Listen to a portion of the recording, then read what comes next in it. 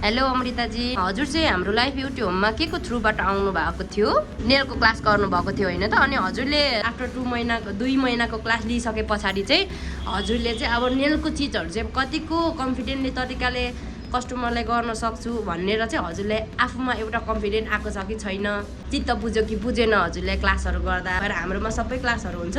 यो क्लासहरू सिक्नु खोज्नु हुने हाम्रो नयाँ दिदीबहिनीहरूलाई चाहिँ हजुरले के सन्देश दिनुहुन्छ त्यो थोरै भनिदिनुहोस् न त। नमस्ते म्याम, म चाहिँ सुरुमा आउँदाखेरि मलाई अलिकति डर सिक्दैन कि जस्तो पनि लागिरहेको थियो। मैले झट्ट हेर्दाखेरि म सक्दैन होला भनेर सोचिरहेको थिएँ। जब म सिक्दै गएँ त्यसपछि मलाई धेरै सहज पनि लाग्यो, राम्रो तरिकाले पनि सिकाउनु भयो।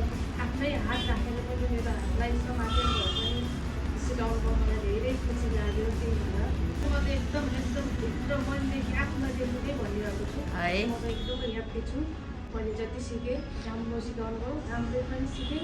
लाइफ ब्युटीहरूमा आएर आफ्नो सिकेर जानुहोस् है, राम्रो छ।